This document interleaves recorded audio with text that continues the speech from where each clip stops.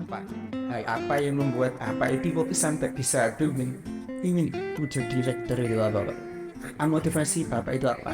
Dan manajemen seperti apa? Universitas Komarudin ini ke depannya mau Bapak bawa kemana? Semuanya. Senang. Kalau saya ditanya biografi, ini memang kelahiran Bangladesh. Des, Pak. Dan saya terus ganti alia, lulus tahun 1982. Pesan guru saya, kamu jangan pulang, lanjutkan cari ilmu lagi.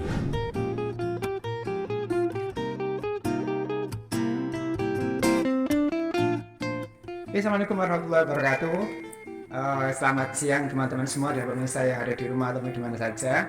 Bersama saya Suli Lamal, host atau pemandu di podcast BEM. Pada kali ini adalah podcast yang pertama yang dilakukan oleh Kementerian Kominfo BEM Universitas Komarudin Gresik. Dan tema yang kita usung pada kali ini adalah 1 jam lebih dekat bersama rektor.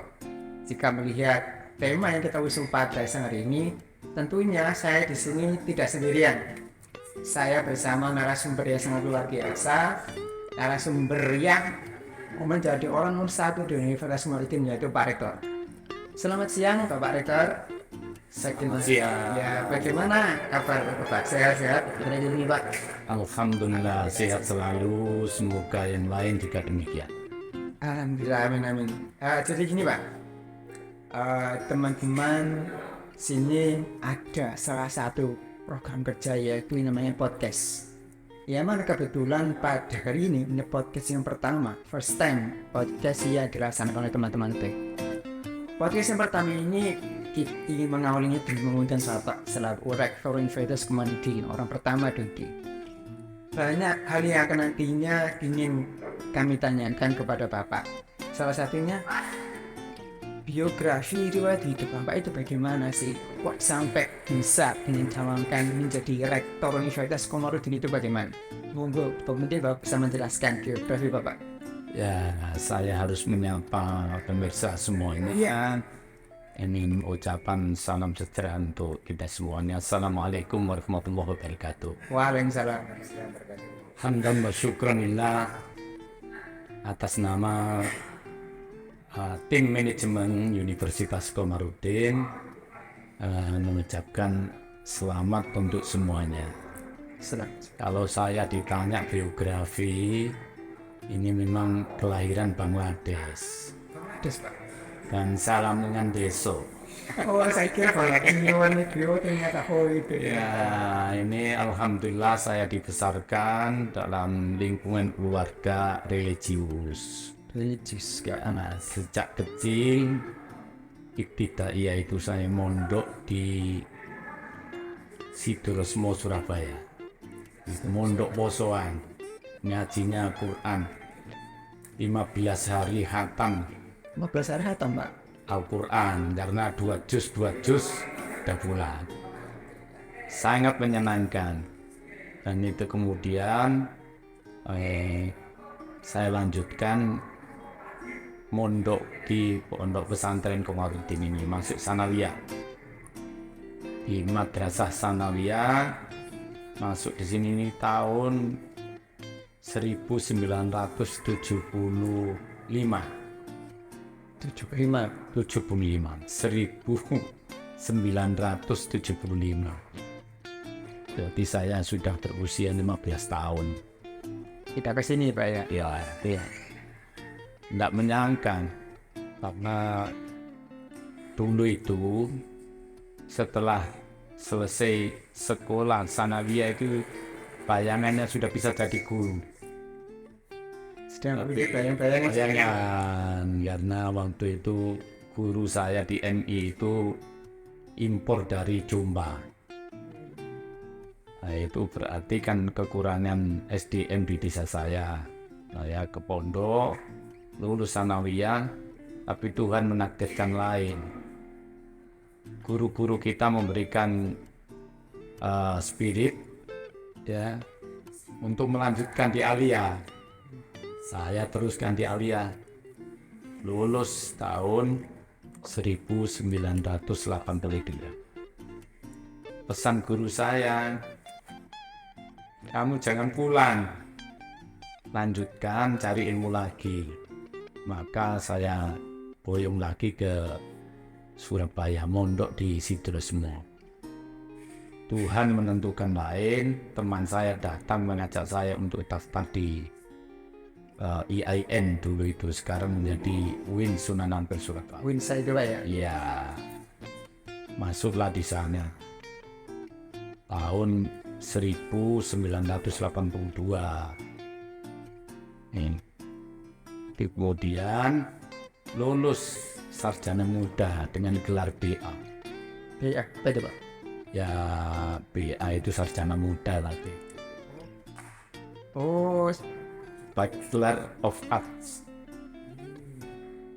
Nah, karena saya mendapatkan kesempatan untuk selesai sebelum waktu yang lewat, saya mendapatkan apresiasi untuk masuk program sarjana lengkap tanpa biaya. Ini adalah spirit, akhirnya lanjut lagi sarjana lengkap. Setelah sarjana lengkap, lulus tahun 1987. Karena saatnya berkeluargalah pada Agustus 1987. Ketika itu kemudian mengabdi di pondok pesantren, ngajar di SMA As-Sa'adah, pondok pesantren Komarudin. Lanjut tahun berikutnya ngajar lagi di Madrasah Aliyah. Jadi pagi siang ya mengabdi di pondok pesantren Komarudin. Itu saya tempuh berangkatnya dari Surabaya ke pondok pesantren, nginep di pondok 2 hari, pulang lagi ke Surabaya. Setelah itu saya ikut seleksi di dosen IAIN pada waktu itu tahun 1993. Alhamdulillah saya masuk dan diangkat sebagai PNS tahun 1994. 1 tahun berikutnya saya mendapat kesempatan untuk coba-coba ikut tes S2. Coba-coba. Tapi alhamdulillah masuk. Begitu izin pada Pak Dekan, dikasih biaya dari teman-teman PMI itu. Saya masih ingat itu 75.000. 75.000. Iya, waktu itu sudah sangat besar. Itu saya kuliah S2 di Ujung Pandang, Sulawesi Selatan, di IAIN Alauddin, sekarang menjadi Universitas Alauddin Sulawesi Selatan atau Makassar. Wah, itu rasanya berat sekali ujian untuk kuliah S2 karena pada saat itu beasiswa. Tapi alhamdulillah dengan semangat yang luar biasa ingin pulang, tidak sampai 2 tahun saya selesaikan. Selesai Pak. 1 tahun 8 bulan. S2 selesai. Ya satunya 2 tahun itu Pak. Iya. Dapat korting 4 bulan oleh dia. Lumayan lah karena beasiswanya masih kita terima. Tapi ketika itu mengabdi lagi di Komarudin, juga mengabdi di IAIN Sunan Ampel Surabaya. Tapi Allah menakdirkan lain. Ini teman saya dari Jakarta itu memberikan formulir di tahun 1999. Panggil lagi itu, Pak, berikan formulir. Ini teman PMI dari berikan kuliah lagi ya. Padahal itu waktu itu tidak ada niat kuliah lagi karena mengingat beratnya kuliah ya S2 itu.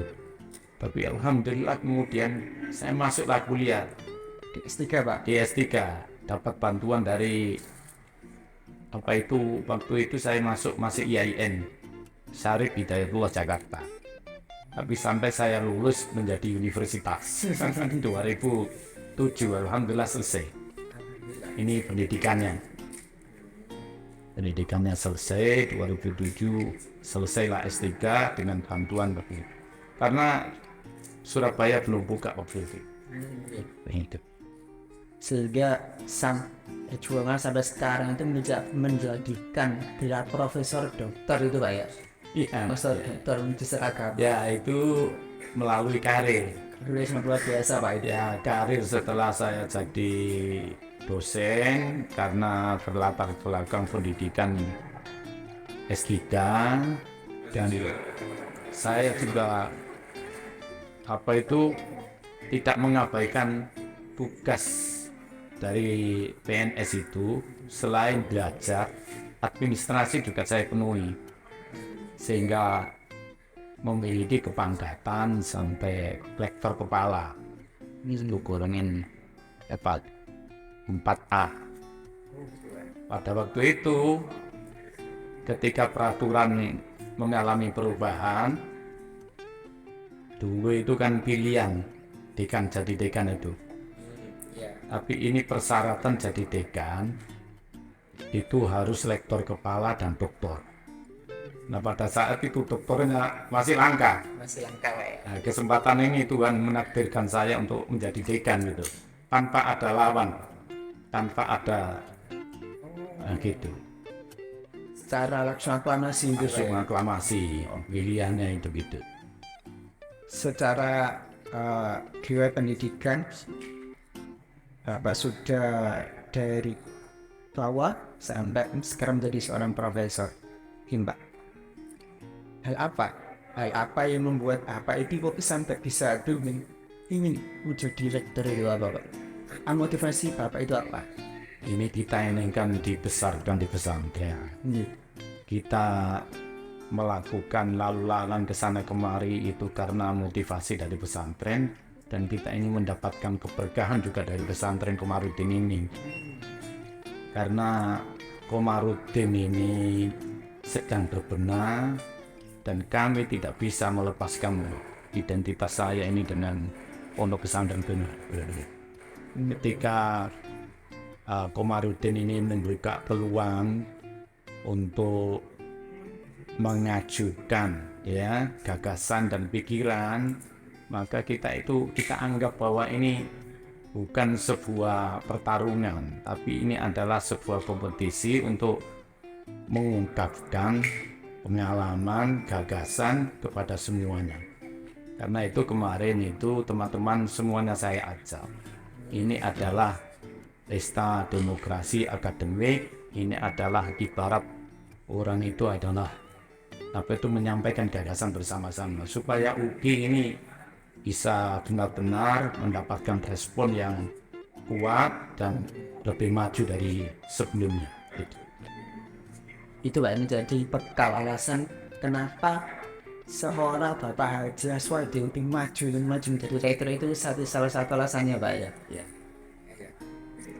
Melihat ini Pak, pasangan suruh dan dinamika di Universitas Komarudin ini, Bapak mempunyai visi misi apa? Bapak mempunyai visi misi dan manajemen seperti apa? Universitas Komarudin ini kedepannya mau Bapak bawa kemana selaku rektor Universitas Komarudin saat ini? Kita mengikuti visi misi yang sudah dikembangkan oleh yayasan dan Universitas Komarudin ini. Karena visi misi yang diusung ini adalah sejak tahun 2019 sampai pada 2045, maka visi misi itu tinggal kita bagaimana mengisi visi misi yang dikembangkan di Universitas Komarudin ini. Karena visi misi itu luar biasa yang dituangkan itu, menjadikan Universitas Komarudin ini unggul, kemudian berjiwa kewirausahaan, berkarakter pesantren. ini nilai-nilai yang sangat luar biasa, dan ini melihat tahapan-tahapan yang sudah ditempuh itu dari partikel-partikel yang terpisah, tapi harapan yayasan, harapan kiai itu sejak dulu Yai Mat itu inginnya kan menjadi universitas. Karena ini sudah menjadi universitas, dan ini Institut Agama Islam kan ada 2 rektor. Ya, ada pada saat itu Pak. Dan saat itu ini kemudian dijadikan satu dengan harapan kekuatan, kemajuan dan perkembangan universitas ini diharapkan semakin kuat dan semakin kokoh. Karena itu tahapan ini kemudian kita ambil sebagai jargon yang bisa mengembangkan UGI ini adalah semangat integrasi. Semangat integrasi. Ini tahun sampai 25 lah kan, 19 sampai tahun 25 ini kita upayakan integrasi, semangat integrasi atau ya penguatan integrasi. Karena tahun 19 atau 2000 itu sudah ada gagasan-gagasan untuk menyatukan ini, tapi ini kan proses administrasi sangat lama. Oh iya Pak. Dari sekolah tinggi, kemudian dari STAI menjadi institut, kemudian ini gabung menjadi universitas. Ini usaha yang tidak gampang, melalui usaha dan kerja keras untuk mengatur strategi yang bisa menyatukan. Karena itu untuk tahapan awal ini saya menginginkan ini adalah penguatan integrasi. Penguatan integrasi. Ya, karena integrasi secara vertikal kita ini kan bernaung di 2 atap, tapi satu negara. Di 2 atap tapi satu negara. Ya, di negara Indonesia ini kan ada 2 kementerian yang kita jadikan payung hukumnya. UGI ini bernaung di Kemendikbud, Dikti itu.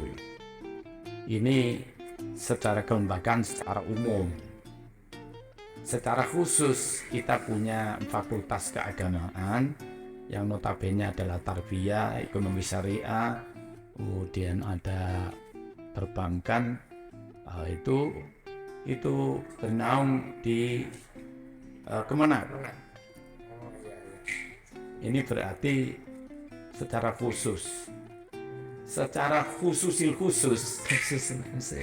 Ya, UGI ini bernaung pada yayasan yang punya background pesantren dan ditopang oleh historis religius yang bertuang pada para kiai. Ini kita junjung tinggi, karena itu sebagai visi misi yang visinya itu yang tertuang itu berkarakter pesantren ala Ahlussunnah wal Jamaah. Berarti yang ditekankan itu adalah berkarakter pesantren dan wawasan Ahlussunnah wal Jamaah. Ini kemudian kita usung untuk tahun ini adalah cerdas berkarya. Cerdas berkarya Serta berkarakter pesantren. Cerdas berkarya ini diharapkan kecerdasan intelektual ini bukan hanya kecerdasan retoris saja, tapi ini adalah kecerdasan realistis berkarya. Semuanya harus berkarya, nanti mahasiswa juga harus bisa memiliki kecerdasan yang produktif berkarya, menghasilkan, tetapi tanpa mengabaikan nilai-nilai karakter pesantren ini. Jadi kita sebagai mahasiswa itu dituntut untuk tidak pandai bermateri saja, tapi harus pandai berintegrasi, berwawasan dan juga berkarya gitu Pak ya. Berkarya. Sehingga itu menjadi jargon universitas Komarudin saat ini ke depan gitu ya. Cerdas, cerdas berkarya, cerdas berkarya, berkarakter pesantren, karakter pesantren. Jadi kita tidak bisa menghilangkan, tetap ada karakter pesantren itu. berkolaborasi. Jadi ini kecerdasan intelektual ini sampai produksi, kecerdasan spiritual kita wujudkan dalam bentuk aksi, kemudian ini kita berkolaborasi dalam kehidupan. Karena karakter pesantren setidak-tidaknya itu adalah memiliki kemandirian yang berbasis dan berasas ala ahli sunnah wal jamaah. Ini yang kita kuatkan.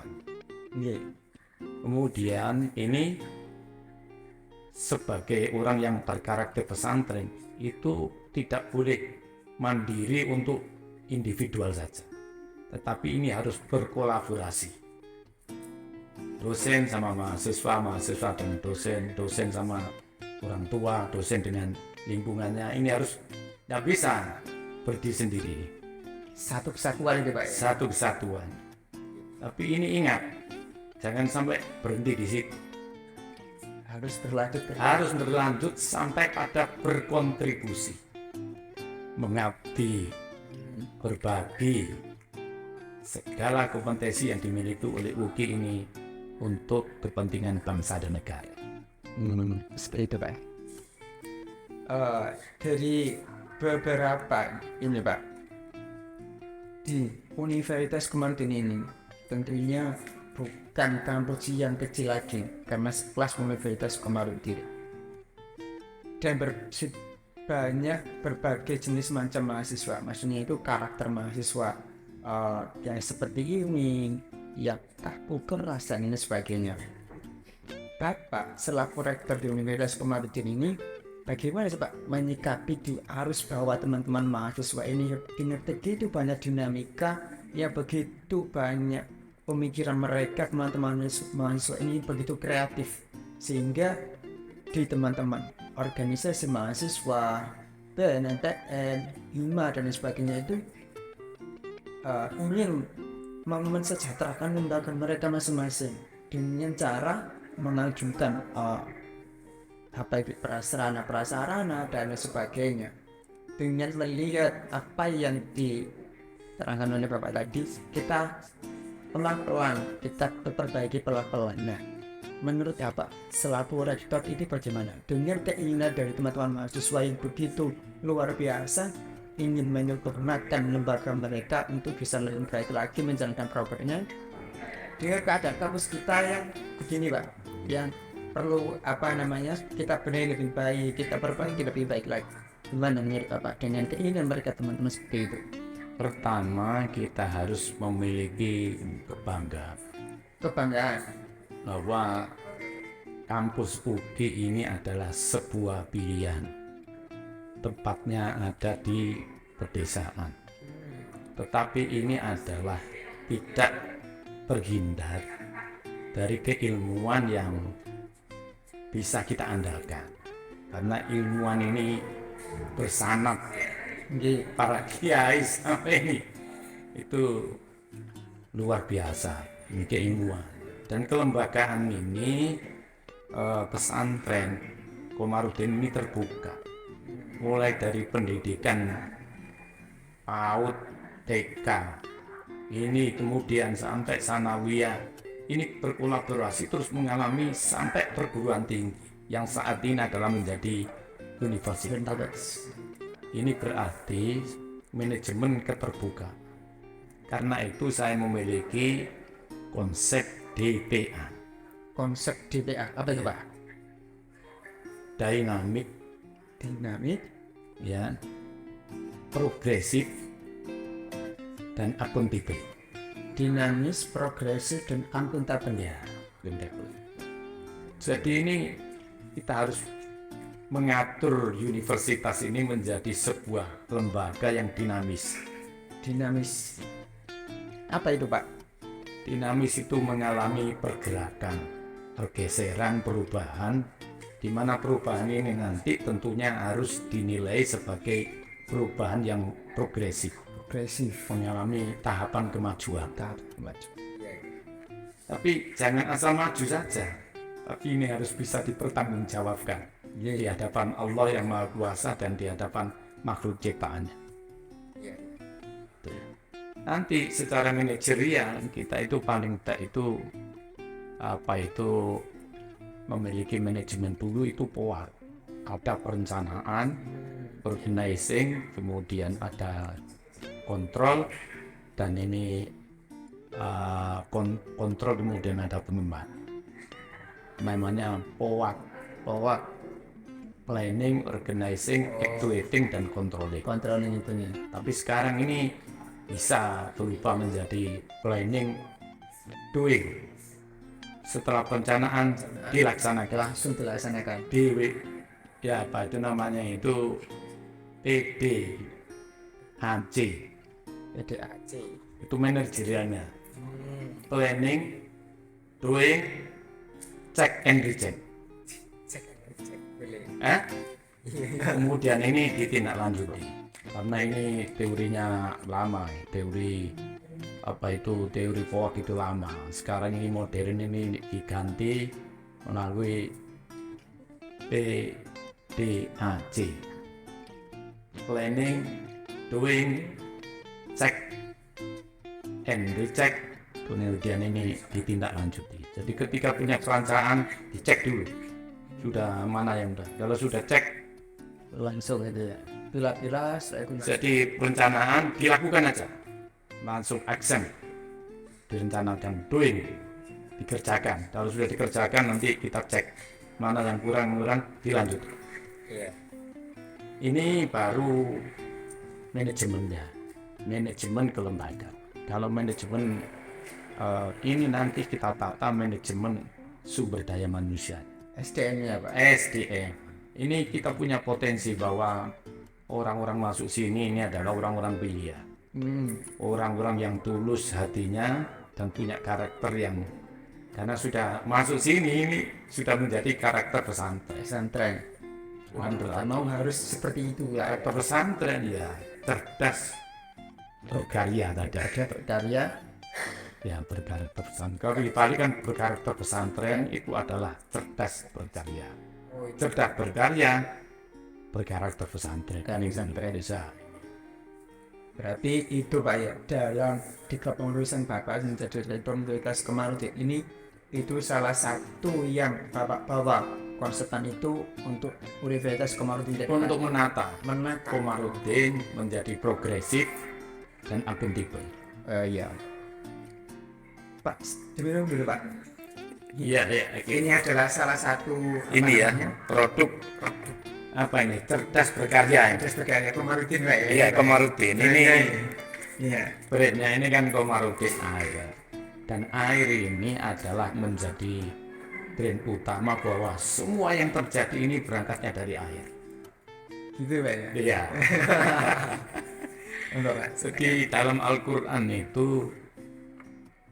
itu nasamawati wal adkanata rotkun fataknahu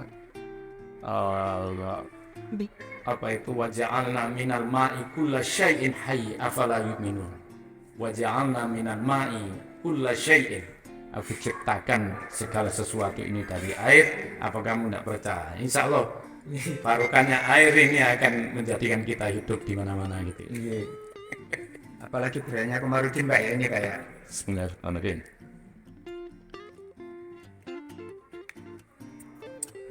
Ini bisa beranak pinak. Jadi ini kalau menurut Ar-Razi, memang unsur-unsur penciptaan ini tidak lepas dari 4 hal. 4 hal. Ya, Apa? air, tanah, Tanah. angin, api. Api ini sebagai pembakar. Yes, situasi, dan ini bisa menjadi berfungsi. Jadi jangan dikira api itu dilihat dari sisi bahayanya saja, tapi sisi manfaatnya juga tak kalah hebatnya daripada bahayanya. Air juga gitu, angin juga gitu. Jadi 4 unsur ini yang menjadi kekuatan segala sesuatu ini bisa berdaya dan bisa Kalau ada airnya tanpa ada apinya, tidak bisa ini mendidih. Ya Pak, tentunya Bapak gini, Pak Rektor itu kan setelah menjadi rektor ataupun sebelum, tentunya banyak angan-angan, banyak tantangan ke depannya yang pasti Bapak hadapi, entah itu dari susunan birokrasi ataupun dari kemahasiswaan atau dari mahasiswa sendiri yang begitu banyak menuntut mereka untuk bisa direalisasikan. Apakah Bapak juga mempertimbangkan hal yang seperti ini? Bahwa menjadi rektor itu adalah hal yang berat, tanggung jawabnya yang berat atau bagaimana? Apakah Bapak juga mempertimbangkan seperti ini? Tercapainya tujuan itu melalui jalan yang panjang. Tentunya perjalanan ini ada banyak kendala. Dan seseorang bisa menjadi besar itu karena memiliki kemampuan untuk merespon kendala maupun persoalan. Tanpa ada persoalan, sulit rasanya orang bisa menjadi besar. Karena Tuhan menjadikan manusia hidup ini adalah penuh dengan masalah dan tantangan. Tinggal bagaimana kita mendapatkan solusi yang bisa kita akui bersama untuk kemajuan. Anda besar karena ada masalah. Besar karena ada masalah. Tanpa ada masalahnya, orang akan menjadi pasif, tidak bisa dinamis. Betul sekali. Baik Pak. Ini terakhir, bagaimana kesan dan pesan Bapak untuk semua mahasiswa yang bebas kemarin ini? Apa pesan Bapak untuk mahasiswa ini dan kesannya kepada mahasiswa ini seperti apa Pak? Saya ketika masuk di sini ini adalah sangat bangga karena Komarudin memiliki universitas yang berbasis bersama. Karena itu, ini pesan saya harus dirawat, harus dikembangkan. Karena itu kita berupaya menjadikan universitas ini sebagai pusat pengabdian, pusat penelitian, dan pusat pendidikan. Itu pesan saya, harus dijadikan pusat pengembangan pendidikan, pusat pengembangan penelitian, dan ini yang kita unggulkan, ini adanya laboratorium. Kita itu punya laboratorium, ya. Selama ini, ya sulit rasanya menciptakan laboratorium yang bisa digunakan untuk pengembangan universitas. Di sini bisa berkolaborasi dengan. Untuk itu saya berpesan kepada dosen, kepada mahasiswa untuk bisa memanfaatkan. Ya, fasilitas yang ada ini utamanya adalah laboratorium ini untuk bisa dijadikan media berkolaborasi mahasiswa, dosen, dan masyarakat. Dan ini sudah bisa digunakan oleh masyarakat. Bisa berada di sini, kita memberikan layanan secara optimal. Dan ini makna karakter pesantren itu punya kemandirian karena ditopang dengan keilmuan, punya kolaborasi karena kita punya masyarakat, dan kita bisa berbagi dengan masyarakat, menciptakan SDM ini mahasiswa ke depan, insya Allah berdaya guna di masyarakat. Saya yakin itu, optimis. Terima kasih penjelasan dari Bapak. Begitu banyak sejarah yang telah Bapak berikan, jelaskan kepada kita semua. Geografi Bapak seperti apa, lalu motivasi Bapak sehingga datang untuk Universitas Komarudin kita bersama seperti apa. Dan apa juga teman-teman, banyak pesan yang diberikan oleh Pak Rektor. Tentunya kita harus menjadi mahasiswa yang aktif, produktif, dan progresif, cerdas, berkarya, dan berapapun pesantren. Gitu Pak ya? Yeah. Kita tidak bisa menghinakan pesantren, tapi kita mahasiswa harus berkarya, harus cerdas. Ya Pak ya? Iya. Tidak hanya pintar, tapi cerdas gitu Pak ya? Cerdas itu bersifat fisik materialnya, tapi akhlak berkarakter pesantren itu adalah spiritual, ya mental spiritualnya. Ini dikolaborasikan menjadi sebagai kepribadian. Terima kasih Bapak atas waktu yang saya berikan hadir di podcast pertama ini, yang mana podcast pertama kali tadi langsung menghadirkan Bapak Rektor. Kita ingin tahu bagaimana sih perjalanan Bapak pendidikan dari awal, riwayat edukasinya seperti apa, sudah Bapak jelaskan sehari ini. Dan begitu juga dengan Bapak menjadi Rektor, motivasinya dengan begitu indah, dengan pesan dan kesan bagi kita selaku mahasiswa akan menjunjung tinggi kualitas kunci dan juga kerjasama bersinergi. Oke teman-teman, terima kasih. Itulah podcast kita pada siang hari ini sebagai podcast pembukaan untuk podcast yang selanjutnya. Terima kasih, selamat siang. Bersama saya Sulaiman. Assalamualaikum warahmatullahi wabarakatuh. Assalamualaikum warahmatullahi wabarakatuh.